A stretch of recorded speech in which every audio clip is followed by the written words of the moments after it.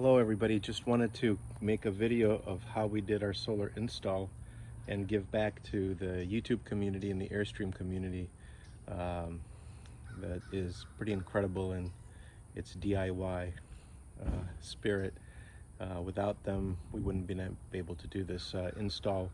So we hope to contribute to that body of knowledge and some of the unique things that we decided to do, and hopefully folks can learn from us as well.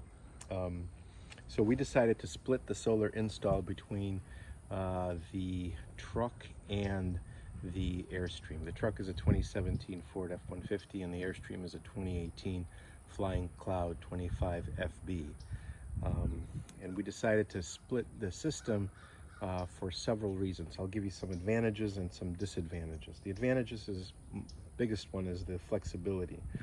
You could leave the Airstream parked in a less solar efficient space, for example if it's shade or if it's particularly shade. That's what we deal with the most. And then take your truck and park it elsewhere in the sun.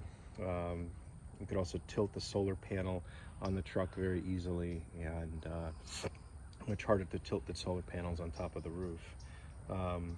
We also use the alternator on the tow vehicle as a secondary charge source, so there's no need for a generator, and you could probably get away with less solar panels.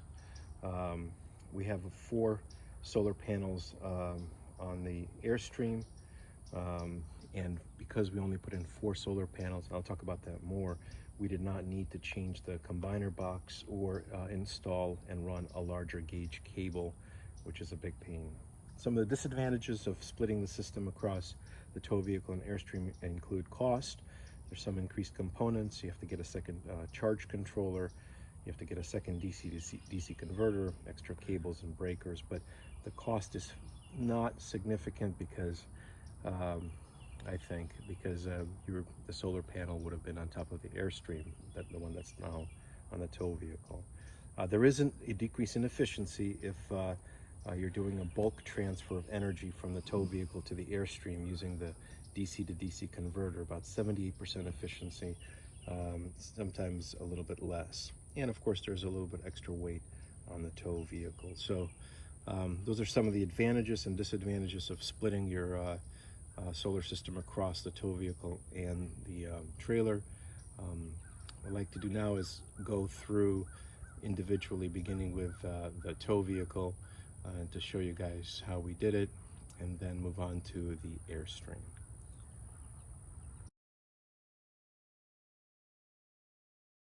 Okay, here we are at the truck. The first thing I want to point out is the, to know, it's from AgriCover. I'll provide a link for it and other components in the description. It has aluminum heavy-duty base that can support weight, so you could carry wood or water or anything else you want on it without problems. It has 2 racks, front and back. The back rack we use to secure our bikes. It easily supports their weight, and we actually use our U-locks to lock the bikes to the rack for added security, and then some tie-offs front and back to prevent the bikes from falling off as we're driving. It's also was easy to adjust the racks in such a way that we were able to span the solar panel. I created these little L brackets to have the solar panel sit in there while we're driving, and it's pretty secure. We never had any issues. And when it's parked, and especially during the winter months, you're able to tilt this towards the sun to get more energy. It's a 200-watt solar panel on a 200-watt 12-volt solar panel. Okay, the next thing is this box, which is also aluminum heavy-duty. If I had to do it all over again, I probably would not get this box. I would mount the entire system down below and just run the wires there. The reason why I got this box was because we were going to use the lead acid batteries from the Airstream because we replaced those with a lithium battery, and I wanted them vented properly, so hence these holes. But then we did realize that those batteries are crappy, and we decided to go with a lithium system here as well. The box is mounted to the rack, and it has these spanning L brackets that I installed top and bottom. Perhaps overkill, but those lead acids would have been pretty heavy, so I went with this. It did create extra weight. You could see the wires running into the back, the wires that come from the solar panel, the wires that come from the alternator, and the grounding wire that goes to the chassis. Okay, let's take a look inside the box.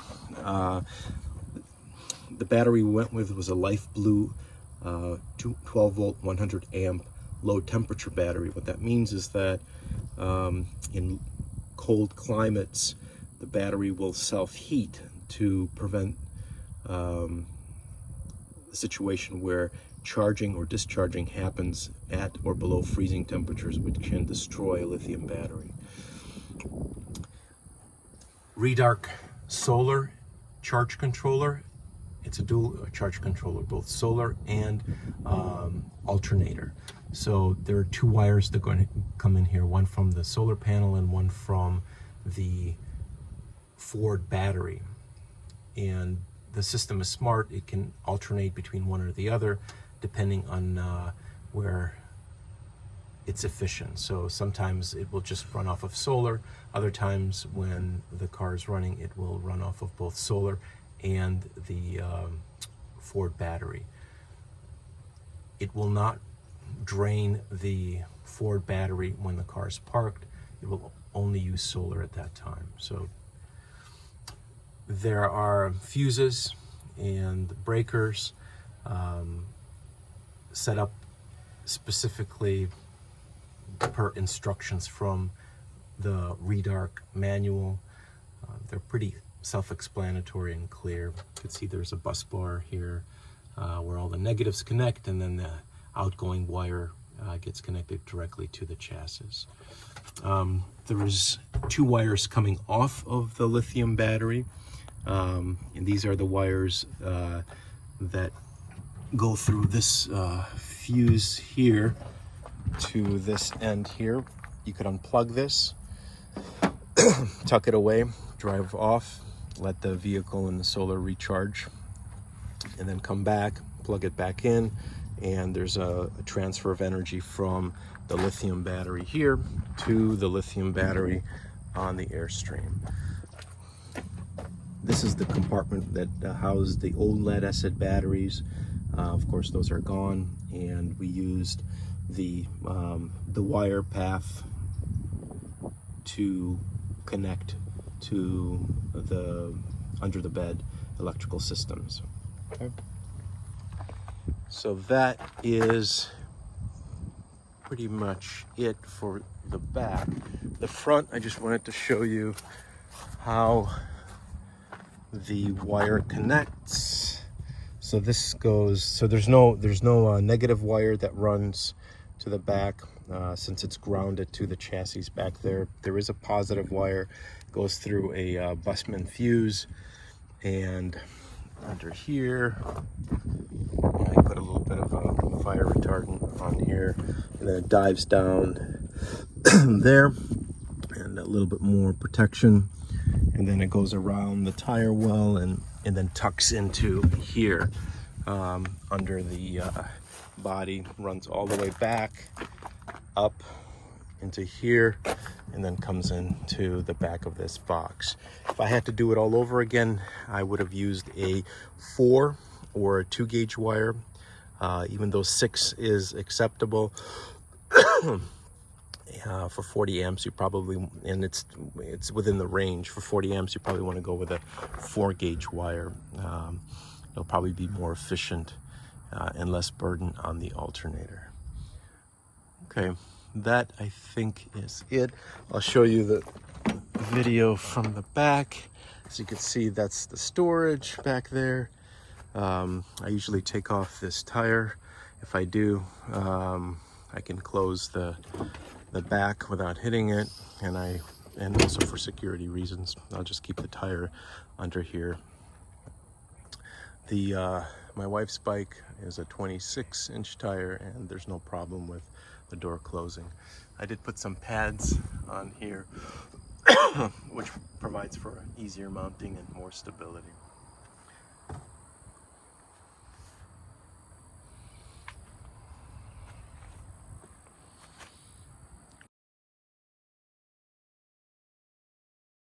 Moving on to the Airstream, as you can see, well, almost you can see, there are 4 panels, 2 in the front, 2 in the back.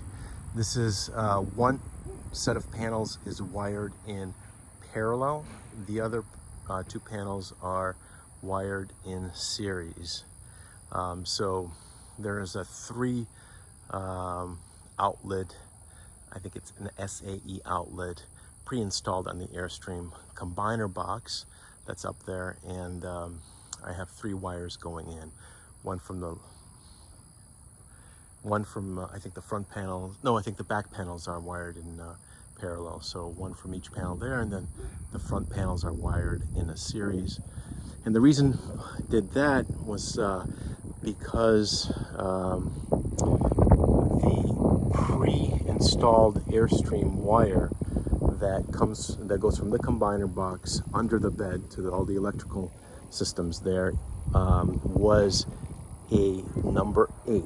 Now, pre-2018, my understanding it was a number 10, and I expected it to be a number 10, but I think on the 18s they installed a number 8. That's still not enough if you're going to wire 4 of those panels all in parallel, but with a series parallel configuration, because you're increasing the total voltage, the voltage drop that's going to happen across a number 8 gauge wire is actually negligible. And there's a pretty lively debate on Airstream forums about whether you can do a series parallel configuration and not run new wire. And I side on, of course, yep, somebody's driving by. I side with the folks that say that it can be done even with a number 10. Although a number 10, they recommended both sets of panels be wired in series and then sort of parallel to each other. There's plenty of instructions out there on how to do a series parallel wiring. I used a lot of information from AM Solar, and also Airstream Forums has really good information as well. Airstream, walking over to where the bed is. As you can see, it's lifted. And I'm going to show you the inside. Let me pull back a little bit.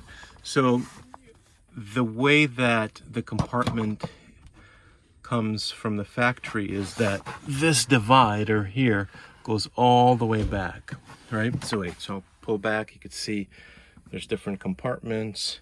This is sort of the DC part, and also the inverter is there. But so that goes all the way back, and then this space here from all the way to the wall is storage. So I cut that off and then made a 90-degree turn and created this entire compartment for the electrical, which houses a life blue battery, 200 amp hours. And this one, of course, is not low temperature because we keep the temperature above freezing within the Airstream. There is a Renogy solar charge controller. Renogy DC to DC battery charger. So this is the component that you typically would not install if you were just doing a solar install on the Airstream. But you need something that will take the electricity from the tow vehicle battery and essentially force it into the house battery. This is not, one of the problems with this is that they say in the specs that it's up to 90% efficient, but really it's about 78% efficient. I tried putting in thicker wires, those wires from the outside that ran 4 gauge, even 2 gauge. You gain a little bit of efficiency, but this is the the taking electricity from one 12-volt battery to another 12-volt battery is a energy intensive process. This thing always runs on fans and gets hot because you're trying to, you know, when the electricity leaves the tow vehicle battery, it's at a slightly lower voltage, and this one is a slightly higher voltage, so it actually has to step up the voltage to try to force it in here, and that's an energy inefficient process. I think this could probably be made better, but it's relatively inexpensive, and I did find a workaround that I'll tell you about a little bit later, where none of that efficiency, none of that energy is lost, and efficiency is 100%. Okay, so then we got a solar charge controller from Victron, and fuses and on and off switches, all wired per instructions, either from Victron, or the best instructions are, of course, from AM Solar. And we did buy components from AM Solar, wires from AM Solar. I'll put all of that in the descriptions, although the major components we sourced independently, as theirs were a bit pricier. But their instructions and other materials were perfect, and I highly recommend folks check that out when they're wiring it. Okay. We also swapped out, oh, before I move on, so this lithium battery, once installed, will need a AC to DC converter that's compatible with, I think it's 3-stage or 4-stage, that's compatible with lithium ion batteries, so that needed to be swapped out. The company provided me with their with a converter, which goes in, which is housed in this compartment under the panel here. It's pretty easy to take out and wire it in, so that was no problem. And so when we plug in to shore power right now, it goes through that converter and works quite well. We also swapped out the Airstream just inverter, which is kind of crappy, for a Xantrak ProWatt 2000 inverter. We kept the wire that was pre-wired to the panel in the front, and it was a little bit tricky because their plug was, I think, a 2-prong plug, and the Xantrak is a 4-prong plug. And if you guys decide to go that way, you can actually use that wire because it has 4 wires in it, but you have to cut it off and put in a 4-prong plug. And the biggest challenge was figuring out what configurations the wire ran in. So looking at it from, I guess, with a tab down, from left to right, it was, maybe from it, let's do that from the tab up. It looks like it is yellow, green, red, and black. So looking at it from with the tab up, it's yellow, green, red, and black. And you need a little special crimper for that, which I got from a buddy of mine, but they're pretty cheap to buy. And you could just wire it up, and then you don't have to run any special wire to your panel, which is in the galley up front. Try to put this thing back in. I'll do that later. Okay, so I connected the inverter using 2 6-gauge, I guess they're 4-gauge wires in parallel, just because I had extra. And if you're trying to run a high amperage, for example, a small heater, which we sometimes use when we're flush with electricity at night for heating, it's always good to have more on the inverter than less. So if you have extra wire, thicker wire, it's always good to use that. I think that is, oh no, one more thing. This here is the ProWatt switch, which allows you to plug into shore power, and the inverter will automatically divert to shore. And when you unplug from shore power, it will automatically kick in. So that's just a typical configuration and you just follow the instructions from Xantrak to wire that. The slight innovation is that we actually installed a second one, which is located down there. And the reason for that is I wanted to electrify all of the plugs, not just the inverter plugs in the Airstream, but all the plugs, so that if the inverter is on, you could plug into anything. And the neat thing is that next to the bed, put in a new plug there, that's the start of the circuit. So if you wire the inverter, second circuit on the inverter to this plug, and you follow the instructions, it will electrify all of the non-inverter plugs in the Airstream and the refrigerator. The interesting thing about that is if you have extra electricity, you can actually use your inverter to run the refrigerator. So you turn the Airstream two-way refrigerator into a three-way refrigerator, where it will use shore power, will use propane, and if you have the inverter on and you switch it over to auto, it will use your house batteries. That's just chance that sheer chance that the circuit turned out that way. But I think that was pretty useful, and we use it whenever we have extra electricity on string of sunny days. You just plug it in during you just switch on the inverter during the day and set the refrigerator to auto, and draw about 16 amps per hour via the inverter, which is kind of a lot, but if you have a lot of sun, it's actually not a big issue to do it for 5, 6, 7 hours and then save on propane. So the last thing I wanted to talk about was the loss of efficiency. Transferring energy from the tow vehicle to the house battery, both lithiums, both 12 volt, takes energy. I talked about that earlier. So one of the solutions, there's probably several solutions. One way is to install a 24 volt circuit on your tow vehicle, and then an electrical engineer will have to crunch the numbers and see if it takes less energy to step down from 24 to 12 volts.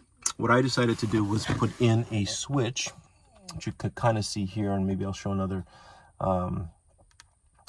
picture of it, and wire it in such a way that it allows me to either draw from the truck system or dump. Now, when I say draw, what I basically mean is when I switch it to position 1, the truck lithium battery becomes the house battery, and I could draw from that all night long. It's usually not many amps, to run the refrigerator lights, use it. And the inverter, if I run that, is always connected to the house battery, but everything else will be from the lithium battery on the tow vehicle. That is lossless energy. The number 6 cable is more than enough to power everything in the Airstream on the DC side. And when I switch it to number 2 position, which I call sort of dumping electricity, that's when it goes through the DC to DC battery charger and into the house battery to top it off. So typically this is the way we do it, is like this. If we're out hiking or drove somewhere, used the alternator, the truck was in the sun, and we have 100% on our tow vehicle battery. We get home, we plug it in, we set it to draw so that essentially the lithium on the truck becomes the house battery. We power all our lights at night, and if we need to use the inverter, it runs off of this battery. The next morning or in the afternoon, if at a certain point we decide that we want to take the truck out, or we notice that the house battery, the lithium battery, the 200 amp hour battery is running low, we could switch it on dump to top it off, or to transfer them a bulk of the energy from the truck to the house. It's a little bit inefficient. We'll lose 7 amps, 6 to 7 amps for every 20 amps that go in. But if we're going to be driving, or we're going to be using the alternator, it will very quickly refill. If we're not going anywhere, we'll just leave it like that and let the truck just power the DC side of the Airstream, and give a chance for the house battery to recharge using the solar panels on the roof. Okay, so that, I think, is the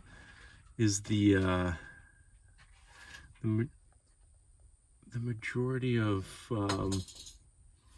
what I wanted to show you. I will include the components and some of the links in the description, and we'll be looking at this to answer questions that you might have. Good luck, and let me know if you guys have ideas or improvements.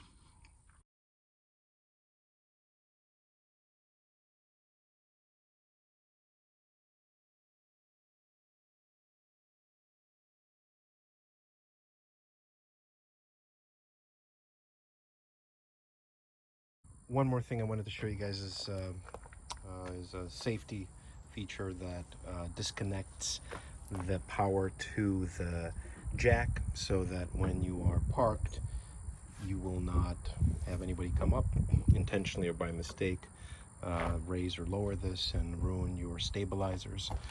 There's a wire that comes out of here and goes into the box here. You just run it along the same path and wire it in to your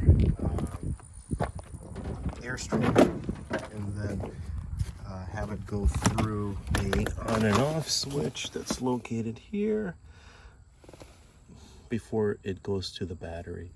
And when you're parked, you just shake this, turn it on or off. Right now it's on. Turn it to the off position, and nobody will be able to activate the jack.